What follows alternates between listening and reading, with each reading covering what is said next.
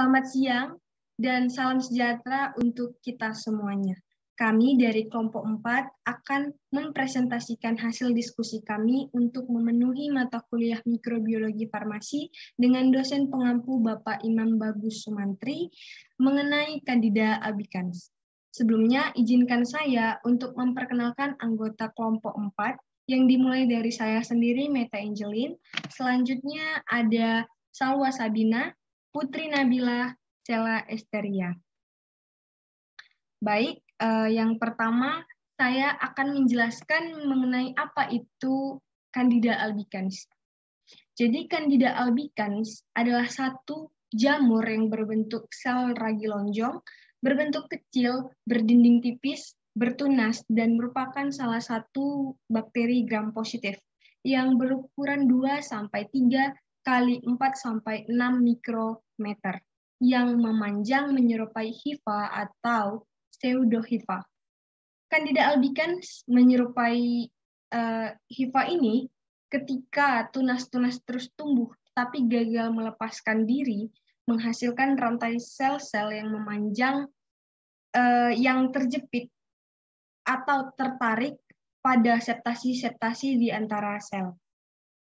Ragi ini sebenarnya adalah anggota flora normal kulit, membran mukosa saluran pernafasan, pencernaan, dan genitalia wanita. Nah, di tempat-tempat inilah ragi dapat menjadi dominan dan menyebabkan keadaan-keadaan patologik. Baik, kita akan masuk ke yang pertama, itu ada struktur. Yang pertama ada dinding sel.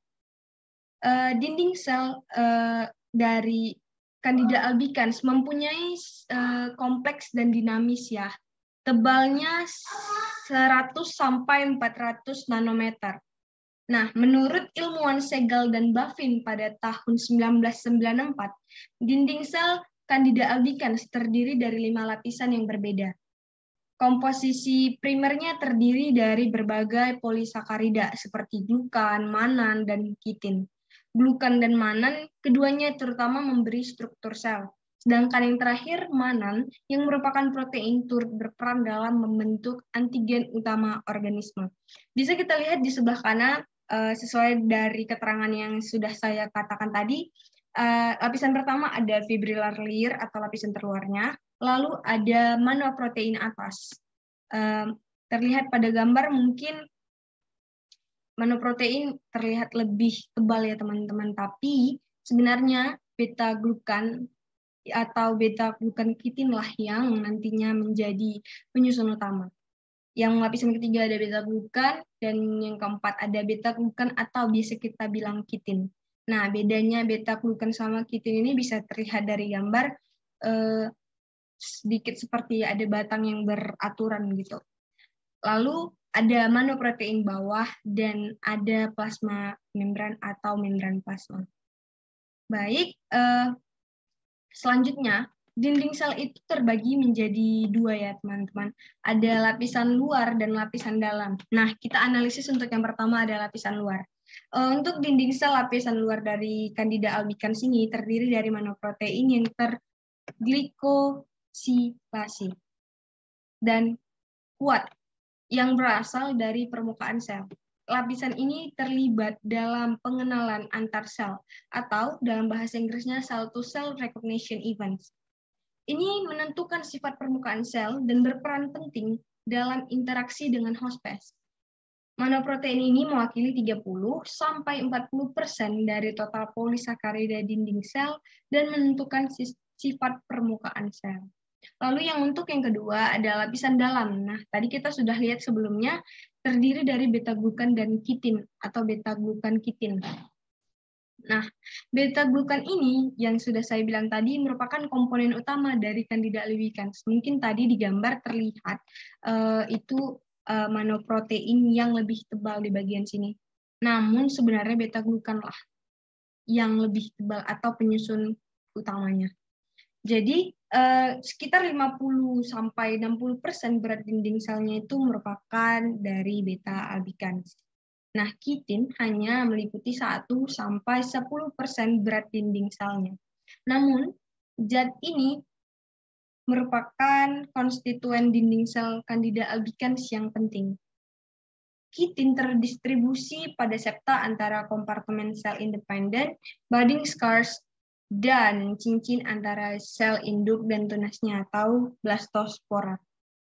Kekuatan mekanisme dinding sel Candida albicans ditentukan oleh lapisan dalam ini, kedua lapisan ini.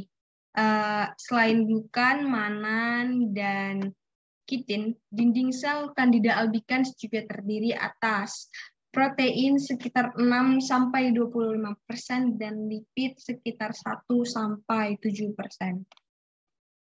Baik, selanjutnya kita masuk ke struktur membran sel dan mitokondria dan vakuola.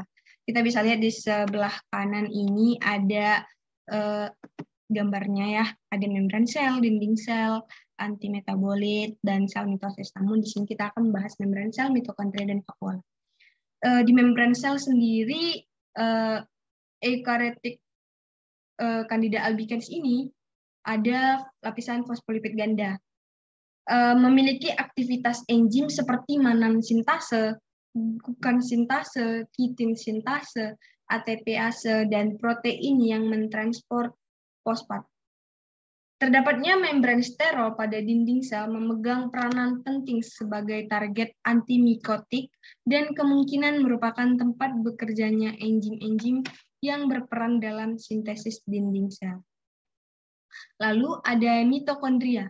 Nah, mitokondria pada Candida albicans merupakan pembangkit daya sel, sama seperti fungsi mitokondria pada umumnya di makhluk hidup lainnya, seperti respirasi.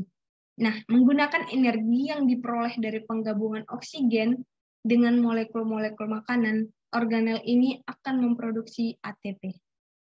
Selanjutnya ada vakuola, yang berperan dalam sistem pencernaan sel atau tempat penyimpanan lipid dan granula polifosfat. Mikrotubul dan mikrofilamen berada dalam sitoplasma. Nah, pada Candida albicans sendiri, mikrofilamen berperan penting dalam terbentuknya perpanjangan hifa. Selanjutnya, kita akan masuk ke klasifikasi yang akan dibacakan oleh Salwa Sabina. Baik, terima kasih moderator. Selanjutnya saya akan memaparkan klasifikasi dari Candida albicans. Jadi, Candida albicans itu termasuk ke dalam kingdom fungi, filum Ascomycota, subfilum Saccharomycotina, kelas Saccharomycetes, ordo Saccharomycetales, famili Saccharomycetaceae, genus Candida, spesies Candida albicans, dan Candida albicans bisa juga disebut sebagai Candida stellatoideae dan Oidium albicans.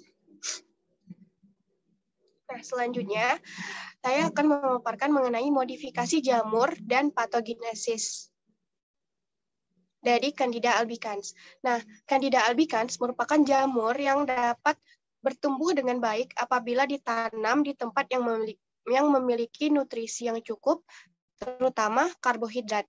Biasanya, jamur tersebut ditanam di media semisintesis, di mana media ini tersusun atas bahan alami dan juga bahan sintesis.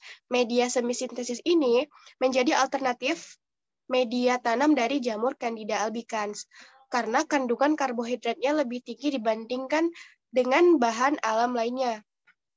Namun, bukan hanya media tanam, pertumbuhan jamur tersebut juga bergantung pada faktor-faktor penting lainnya seperti pH, suhu, cahaya, udara, dan kadar nitrogen.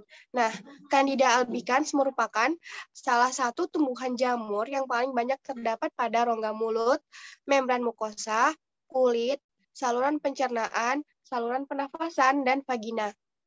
Dan tumbuhan jamur tersebut normal keberadaannya. Candida albicans awalnya tidak memiliki sifat patogen atau disebut sebagai non-patogen.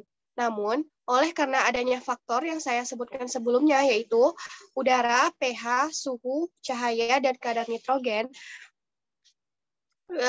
Candida albicans menjadi patogen dalam keadaan jumlah Candida albicans kurang lebih 200 sel per milimeter saliva. Nah, dalam keadaan tersebut akan mengakibatkan penyakit atau jenis infeksi yang biasa diakibatkan oleh Candida albicans adalah kandidiasis oral atau monoliasis, yaitu salah satu jenis infeksi pada mulut manusia. Selanjutnya saya serahkan kepada moderator. Baik, selanjutnya akan dilanjutkan oleh Putri Nabila. Baik, ada beberapa penemuan di klinis akibat dari jamur Candida albicans, yaitu pseudomembran candidiasis, erythematous candidiasis, Candida leukoplakia, denture stomatitis, angular cellulitis, median rhomboid glossitis, oral candidiasis yang terkait HIV. Lidah, palatum, dan mukosa bukal merupakan daerah di rongga mulut yang sering terlibat. Lokasi dan gejala infeksinya antara lain yaitu yang pertama ada mulut. Nah, di mulut akan tampak bercak berwarna putih seperti contoh gambar di bawah. Yang kedua ada kandidiasis mukokutan menahun, yaitu tanda terjadinya defisiensi imunitas seluler pada anak. Ketiga ada kulit. Nah, di kulit biasanya terjadi terutama pada bagian-bagian yang basah, hangat seperti lipatan paha, ketiak, skrotum, dan lainnya. Daerah yang terinfeksi biasanya terlihat memerah dan mengeluarkan cairan, bahkan juga membentuk vesikel. Berikut contoh gambar orang yang terkena penyakit kandidiasis di bagian kulit. Kemudian di kuku. Di kuku, kulit sekitar lipatan kuku akan mengalami nyeri, bengkak, memerah, dan terjadinya penebalan. Berikut contoh gambar orang yang terkena penyakit kandidiasis di bagian kuku. Berikutnya ada paru-paru dan organ. Dan yang terakhir di genital wanita. Biasanya menimbulkan iritasi dan gatal. Berikut contoh gambar orang yang terkena penyakit kandidiasis di bagian genital wanita. Nah, berikutnya ada 3 infeksi kandidiasis, yaitu kandidiasis superficial. Biasanya kandida ini mengenai mukosa, kulit, dan kuku. Berikutnya ada kandidiasis mukokutan. Biasanya mengenai atau melibatkan kulit, mukosa, rongga mulut, dan mukosa vagina. Yang terakhir ada kandidiasis sistemik, yang biasanya melibatkan traktus respirasi bawah dan traktus urinary. Baiklah, saya serahkan kepada moderator.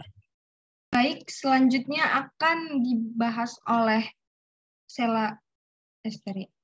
Baik, pada materi selanjutnya kami akan membahas mengenai faktor risiko pada penyakit kandidiasis. Yang pertama ada faktor risiko di mana penyakit ini akan menyuburkan pertumbuhan jamur yang biasanya diakibatkan oleh pemberian antibiotik yang bersifat mematikan mikroba yang pada akhirnya mengganggu keseimbangan jamur dan bakteri. Kemudian ada juga risiko memudahkan terjadinya invasi jamur dari jaringan oleh karena terdapatnya rangsangan terus-menerus karena adanya pula cairan yang bersifat melunakan kulit seperti air di sela jari, air kencing pada pantat bayi, keringat di lipatan, atau liur di sudut kulit. Next. Oke. Kemudian ada pula faktor virulensi yang juga merupakan salah satu faktor penyebab Candida albicans menjadi patogen. Yang pertama ada phenotypic switching, di mana hal ini merupakan bagian daripada jamur yang berfungsi penting dalam adaptasi jamur terhadap perubahan lingkungan yang terjadi selama invasi. Keberhasilan dalam invasi sangat berpengaruh pada kemampuan jamur dalam menginfeksi beberapa jaringan. Beberapa subpopulasi Candida albicans kadang dapat berubah secara morfologi, sifat permukaan, gambaran pada koloni, sifat biokimianya, dan juga secara metabolismenya. Perubahan-perubahan tersebut terjadi untuk menjadikan jamur memiliki sifat yang lebih virulen dan juga lebih efektif dalam menginvasi. Dari salah satu perubahan yang dapat dilihat adalah perubahan koloni, di mana warna koloni akan berubah dari warna putih menjadi warna yang lebih kusam. Kemudian yang kedua ada dimorfisme morfologi. Dimorfisme morfologi adalah kemampuan jamur untuk berubah antara sel uniseluler dengan sel hifa yang berbentuk filamen dan pseudohifa. Perubahan di antara bentuk morfologi ini merupakan respon terhadap rangsangan yang beragam dan penting dalam patogenesitas. Perubahan morfologi ini dapat berubah menyesuaikan perubahan kondisi lingkungan, termasuk respon terhadap suhu, pH, konsentrasi CO2, serum, atau sumber yang merangsang pertumbuhan hifa.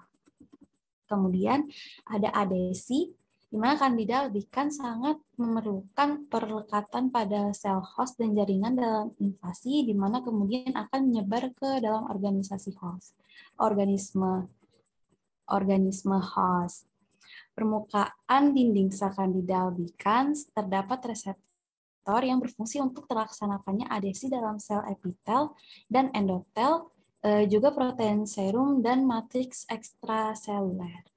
Adesi tersebut dan pembentukan biofilm berbahaya bagi manusia karena hal tersebut dapat menjadikan jamur menjadi lebih tahan terhadap anti jamur atau resisten. Kemudian ada juga sekresi enzim hidrolitik, di mana sekresi enzim hidrofilik ini atau hidrolitik seperti protase, lipase, dan fosfolipase, dan juga pada produksi enzim-enzim tersebut merupakan faktor yang sangat penting dari virulensi. Enzim-enzim tersebut berfungsi pada nutrisi, tetapi juga keberadaannya membuat atau menjadikan jaringan menjadi rusak. Dan juga ada pula efeknya pada penyebaran dalam organisme host dan juga sangat berperan pada sifat patogenisitas jamur SAP atau secreted aspartate proteinase, di mana SAP ini merupakan kelompok sekresi enzim hidrofilik pada Candida albicans yang terkenal. Kemudian yang terakhir adalah faktor lainnya, di mana faktor virulensi lainnya yang juga tak kalah penting dari faktor-faktor sebelumnya adalah kemampuan daripada suatu mikroorganisme untuk memperoleh zat besi dari lingkungan sekitarnya selama terjadinya infeksi. Demikian penjelasan yang dapat saya sampaikan, selebihnya akan saya kembalikan kepada moderator. Sekian presentasi dari kami mengenai jamur Candida albicans. Bila ada salah kata maupun salah dalam perbuatan, kami minta maaf dan kami mengharapkan kritik dan saran yang membangun untuk lebih baik ke depannya. Sekali lagi, kami ucapkan terima kasih kepada Bapak dosen pengampu kami dan kepada teman-teman sekalian. Selamat siang.